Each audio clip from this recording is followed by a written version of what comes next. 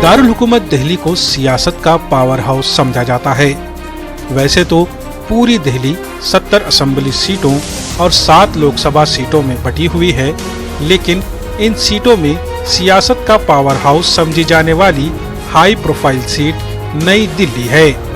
दरअसल नई दिल्ली लोकसभा सीट में दिल्ली का वो इलाका आता है जिसमें पीएमओ से लेकर तमाम वजारतें और लुटियन जोन हैं। नई दिल्ली लोकसभा सीट के तहत आने वाला ज्यादातर इलाका हरा भरा और तरक्की याफ्ता है।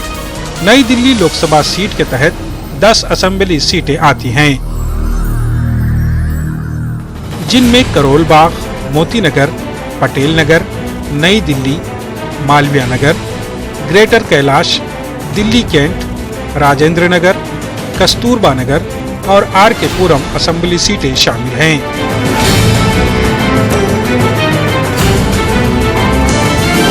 10 की 10 तमाम असेंबली सीटें आम आदमी पार्टी के कब्जे में हैं। 2009 की इलेक्शन कमीशन ऑफ इंडिया की रिपोर्ट के आदाद शुमार के मुताबिक यहाँ वोटरों की कुल तादाद 13,73,146 है। इनमें 7,67,222 मर्द वोटर हैं। खवातीन वोटरों की तादाद 6,05,924 है। नई दिल्ली की आबादी 21 लाख है। गुज़िश्ता 5 साल में यहाँ वोटरों की तादाद में इजाफा हुआ है। 2014 लोकसभा इंतखाबात से कब्ल इस सीट पर कांग्रेस का कब्जा रहा है। 2014 में मोदी लहर के चलते बीजेपी की मीनाक्षी लेखी ने यहाँ से जीत दर्ज की। मीनाक्षी लेखी ने नई दिल्ली सीट से कांग्रेस के अजय माकन को शिकस्त दी थी।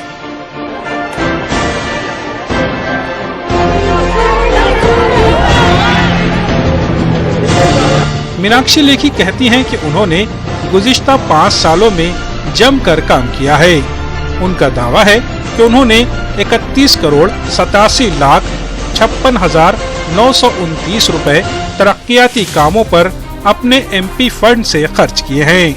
उनके मुताबिक उन्होंने 325 से ज्यादा ओपन जिम बनवाए हैं। एमपी के एक्सरे प्रोग्राम के तहत हम जनता के सामने मेंबर पार्लियामेंट का रिपोर्ट कार्ड लेकर जा रहे हैं। हमारे साथ नई दिल्ली की मेंबर पार्लियामेंट मीनाक्षी लेखी जी हैं। लेखी जी, क्या रिपोर्ट कार्ड है, क्या तस्वीर बदल पाई है 5 सालों में?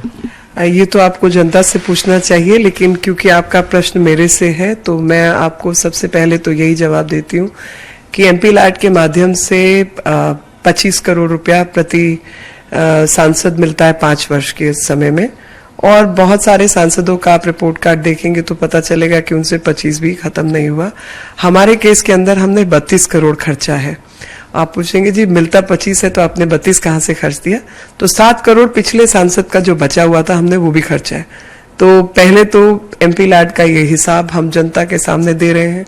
दूसरा 26 मई 2015, 26 मई 2016, 17, 18, 19 का हमने थोड़ा पहले निकाल दिया। तो हर साल हम सालाना रिपोर्ट कार्ड निकालते हैं, जिसके अंदर केवल एमपी लैट के काम नहीं बल्कि उस क्षेत्र के क्षेत्रवासियों की चिट्ठियों के ऊपर जो भी काम उनकी डिमांड रहती है, वो क्या क्या काम किया, वो हम सालाना रिपोर्ट कार्ड भी निकालते रहे हैं और उसके माध्यम से जनता के बीच बने रहे हैं। आज भी कितने लोग आपके सामने आके चले गए, कभी किसी के प्रधानमंत्री रिलीफ फंड का किसी को पैसा चाहिए, किसी की बीमारी का है, कुछ बच्चों के स्कूल एडमिशन्स का है, कहीं पे पानी नहीं आ रहा। एक बात मुझे और बताइएगा, अभी मैं देख रहा था आपने जो अपना विकास का जो पूरा डॉक्यूमेंट तैयार किया है, इसमें जिम की काफी ज्यादा जिम लगवाने की बात है। कितने जिम लगवा पाई है और ये आइडिया कहाँ से आया? अच्छा, तो 325 ओपन जिम जो है वो लग चुके हैं और बाकी कुछ अंडर प्रोसेस है। और जिम का आइडिया आया था एम्स्टर्डम से। तो गए वहां देखा तो अभी बस स्टॉप के नजदीक में जो ग्रीन पैच है वहां पे वो लगा हुआ था, लोग बस का इंतजार भी कर रहे हैं और जिमिंग भी कर रहे हैं। तो मुझे लगा किसी भी शहरी क्षेत्र के लिए तो ये बहुत अच्छा आइडिया है, क्योंकि सबका मानसिक रूप से सब कोई जिम करना चाहता है, मगर खास तौर पे महिलाएं जो हैं वो पैसे खर्चना नहीं चाहती। वो सोचती है जो 5,000 10,000 जिम के उसमें देना है तो बच्चे के काम आ जाएगा, ट्यूशन की फीस चली जाएगी, दूध के काम आ जाएगा, तो खर्च नहीं करती हैं।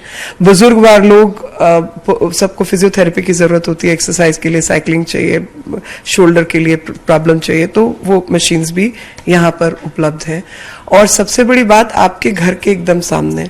तो मुझे लगा एक ट्राई किया जाए कि दिल्ली के अंदर दिल्ली की जनता कैसे एक्सेप्ट करती है। तो 2014 में आते ही हमने इस फाइल को प्रोसेस किया, 15 तक प्रोसेस हुआ, और सबसे पहला जिम हमने लोधी गार्डन में लगवाया और उसको ट्रायल लिया। तो बहुत भीड़ जमी और लोगों को बहुत पसंद आया। फिर हमने उसी के साथ ही नेहरू गार्डन में शुरू किया, नेहरू गार्डन में भी बहुत चला। तो फिर मुझे लगा कि ये तो पूरी दिल्ली में होना चाहिए। तो मैंने स्टैंडिंग कमेटी के चेयरमैन थे उस समय एमसीडी के, राधेश्याम शर्मा जी, मैंने उन्हें बुलाया। मैं कहा भाई साहब मैं एक उद्घाटन करिए, आप जरा आके देखिए और लोगों का मन विचार देखिए। आपने लोगों को स्वस्थ बनाने की कोशिश की, लेकिन जो बीमार हैं क्या उन्हें अस्पताल मिल पाया, बच्चों को स्कूल मिला? देखिए मेरी इसमें दुविधा ये होती है कि ये सब राज्य के विषय हैं, लेकिन मैं एक हिस्सा दिल्ली का एनडीएमसी है जिसके अंदर केंद्र के द्वारा बहुत सारी योजनाएं चलती है। तो मैंने केंद्र की योजनाओं के माध्यम से इन सब का निराकरण करने की पूरी कोशिश की है। नई दिल्ली में पैदा होने वाली 51 साल की मीनाक्षी लेखी पेशे से हाई कोर्ट, सुप्रीम कोर्ट की वकील हैं। उन्होंने हिंदू कॉलेज दिल्ली यूनिवर्सिटी से तालीम हासिल की है। पहले वो आरएसएस की ज़ैली तंजीम स्वदेशी जागरण मंच के साथ काम करती रही हैं। बीजेपी के साबिक कौमी सदर नितिन गडकरी 2012 में उन्हें बीजेपी में लेकर आए थे। 2014 में ही उन्हें नई दिल्ली लोकसभा सीट से पहली बार चुनावी मैदान में उतारा गया और मीनाक्षी लेखी को जीत मिली। 2014 में मीनाक्षी लेखी को 4,53,350 वोट मिले। आपके आशीष खेतान को 2,90,642 वोट मिले। मीनाक्षी लेखी ने इस सीट से आशीष खेतान को 1,62,704 वोटों से शिकस्त दी। इस सीट से कांग्रेस के अजय माकन तीसरे नंबर पर रहे। एक एमपी के तौर पर मीनाक्षी लेखी की पार्लियामेंट में कारकर्दगी काफी अच्छी रही है। मीनाक्षी लेखी की पार्लियामेंट में 95% हाजिरी है। उन्होंने 435 सवालात पूछे, पार्लियामेंट के मुबाहिसों में भी हिस्सा लिया। लेखी ने 20 प्राइवेट मेंबर बिल पेश किए। मीनाक्षी लेखी अपनी पार्लिमानी सीट पर 33 करोड़ खर्च करने का दावा करती हैं, लेकिन एमपी लीड वेबसाइट के मुताबिक 17,50,00,000 खर्च किए गए, जबकि 3,50,00,000 रुपए लैप्स हो गए। मीनाक्षी लेखी ने 39 करोड़ रुपए के तरक्कियाती कामों की सिफारिश की और 29 करोड़ के तरक्कियाती कामों को मंजूरी मिली। मीनाक्षी लेखी ने पार्लियामेंट में तलाक़े सलासा के खिलाफ बहस हो या औरंगजेब रोड का नाम बदले जाने की तजवीज़, मीनाक्षी लेखी इन मुद्दों पर काफी एक्टिव रही हैं। एक बड़ा सवाल जो है दिल्ली के सामने है वो है पोल्यूशन का। उसको लेकर के कोई प्लान किया है? क्योंकि बहुत कुछ होना चाहिए था लेकिन नहीं हुआ है। दिल्ली वाले हर साल जो है पोल्यूशन झेलते हैं। मैंने एक डच कंपनी को बुला लिया था, एक डच कंसोर्शियम को भी बुला लिया था, और वो बिना पैसा लिए हमारे लिए काम करने को राजी थे, एक सैंपल क्रिएट करने के लिए राजी थे। और मुझे लगता है कि फिर वही पोल्यूशन जो है वो एक बहुत बड़े तरीके से देखा जाए तो वो दिल्ली सरकार की जिम्मेवारी है, उनका काम की जरूरत है। मैं तो एक सांसद होने के नाते एनडीएमसी इलाके में कुछ खड़ा कर सकती हूँ और वो करने की मैंने कोशिश की थी, लेकिन आप जानते हैं कि कुछ भी अच्छा काम करने निकलो तो ब्यूरोक्रेटिक हर्डल्स, रेजिस्टेंस बहुत आती है। मात्र 1-1.5 करोड़ रुपया चाहिए था। तो मुझे लगता है कि अगर एम्स, सफदरजंग, इस इलाके को साफ करना है, 1.5 करोड़ रुपया कोई बहुत बड़ी रकम नहीं है दिल्ली के लिए। और इम्पैक्ट असेसमेंट करना था, तो कोई मदद करने के लिए नहीं आया। ऐसे ही पल्वराइजेशन करके जो दिल्ली के आसपास जितना पर्ली जिसको कहते हैं, जो बचा हुआ वो होता है, किसान जब काट लेता है फसल तो जो बची हुई पर्ली है, तो वो पर्ली का इस्तेमाल होता था जानवरों के भोजन के लिए, वो भी बंद हो गया है क्योंकि जानवरों का रखरखाव नहीं हो रहा है। और उसी प्रकार से उस पर्ली को ही हम पल्वराइजेशन करके, प्रोसेसिंग करके गैस बना सकते हैं, हम उसका गैसिफिकेशन कर सकते। तो ये कुछ ऐसे विषय है कि मुझे लगता है एनर्जी, एनवायरमेंट, पोल्यूशन सब कुछ इंटरकनेक्टेड है, और कहीं ना कहीं एक सोच के साथ जब हम आगे काम करेंगे तो इन सब विषयों पे काम किया जाना चाहिए। बहुत बहुत शुक्रिया, धन्यवाद। तो ये थी मीनाक्षी लेखी जिन्होंने अपना रिपोर्ट कार्ड पेश किया। देखना यह है कि जनता को ये कितना पसंद आता है।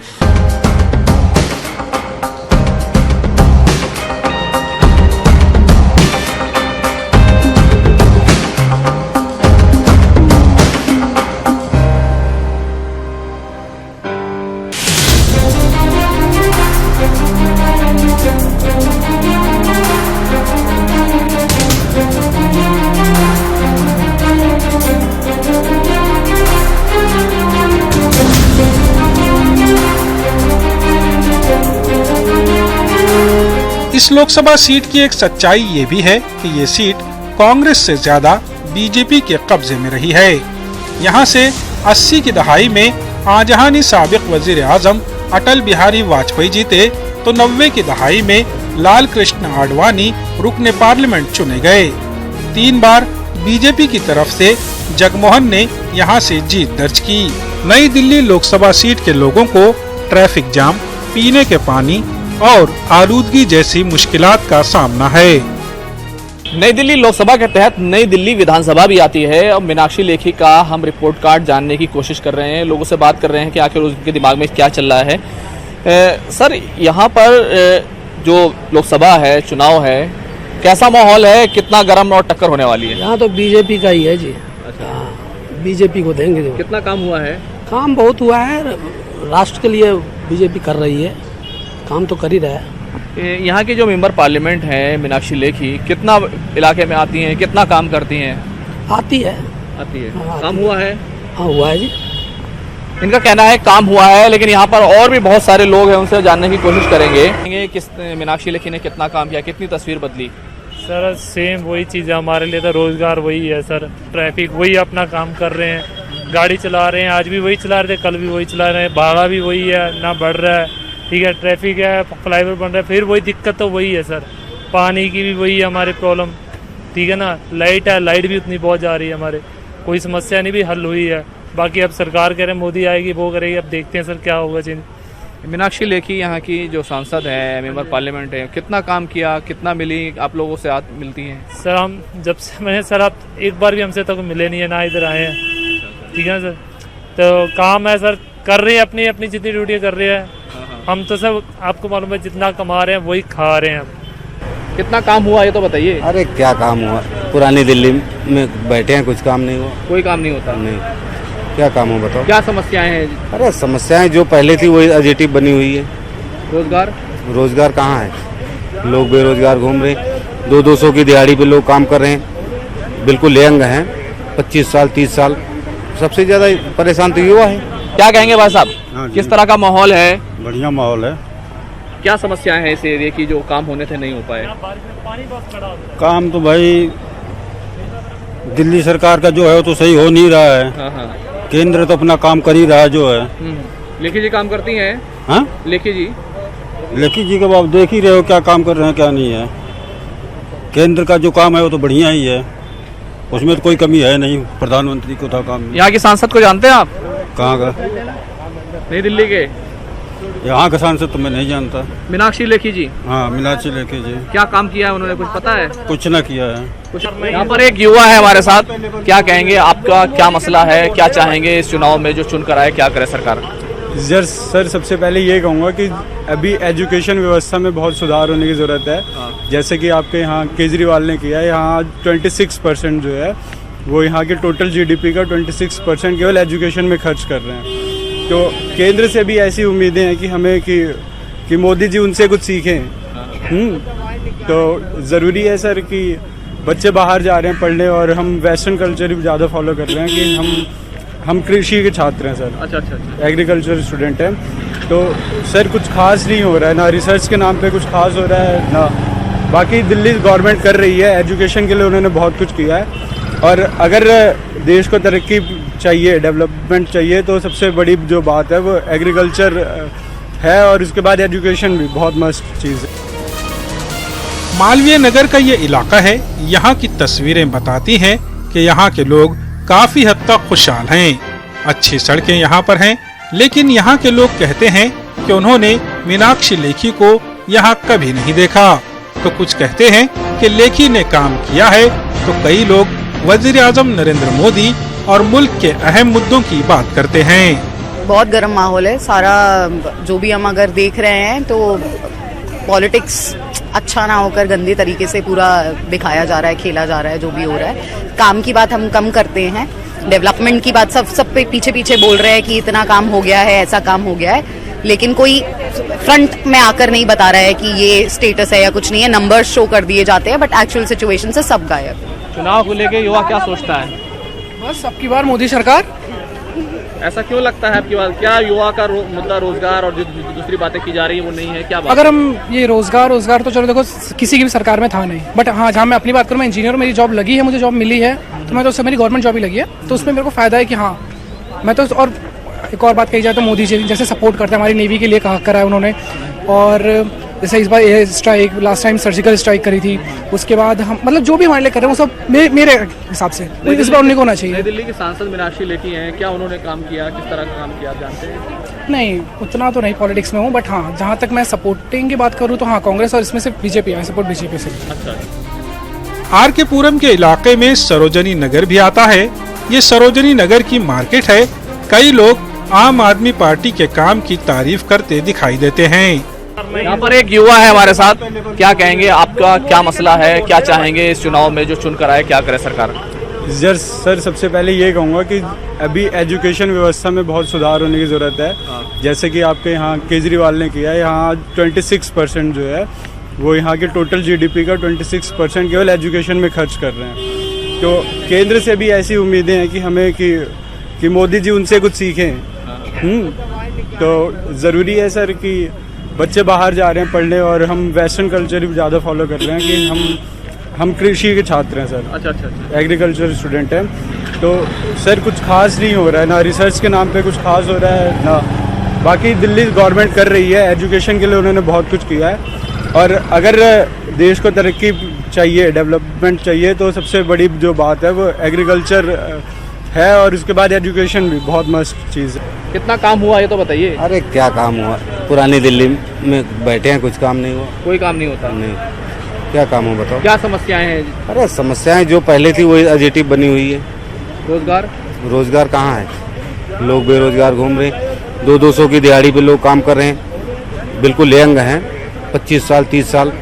सबसे ज्यादा परेशान तो युवा है।